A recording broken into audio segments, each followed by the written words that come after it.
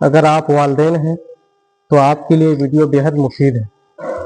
ہر والدین یہ چاہتا ہے کہ اس کا بچہ مطیع و فرما بردار ہو، لیکن اللہ کے رسول صلی اللہ علیہ وسلم نے فرمایا مروا اولادکم بالصلاۃ وہم ابناء 7 سنین، کہ تم اپنے بچوں کو نماز کا حکم دو جبکہ وہ 7 سال کا ہو۔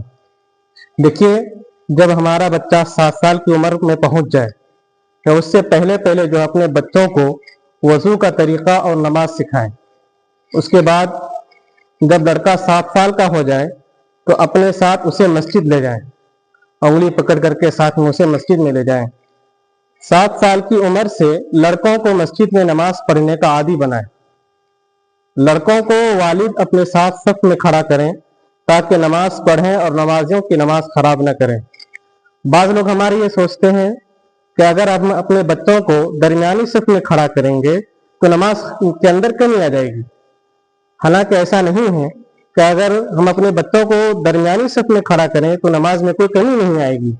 درمیان صف میں بچے کے کھڑا ہونے سے نماز میں کوئی کمی نہیں آتی۔ بچوں کی الگ صف نہ بنائیں اور نہ ہی ایک ساتھ صف کے کنارے میں کھڑا کریں۔ اسی طرح والدین اپنے بچوں کو سمجھائیں کہ مسجد کا ادب کریں، خصوصاً نماز کے وقت باتیں کرنا، شور کرنا بہت بری بات ہے، یہ اپنے بچوں کو سمجھائیں۔ اگر بچے ناسمجھی کی وجہ سے شور کریں تو نمازی حضرات برداشت کریں، نرمی سے اکیلے میں سمجھائیں کہ باتیں کرنا مسجد کے ادب کے خلاف ہے، بری بات ہے۔ بڑوں کا بچوں کو سب کے سامنے اونچی آواز میں ڈانٹنا مسجد کے آداب کے خلاف ہے۔ بعض ہمارے ایسے بہت سارے ہیں جو بچے کو اونچی آواز میں ڈانٹتے ہیں، جس طریقے سے ایک شور اور ہنگامہ ہو جاتا ہے، اس سے بچنا چاہیے۔ آخر میں ایک بات کہنی ہے، بچے مسجد میں شور کریں تو برداشت کریں، نرمی سے سمجھائیں۔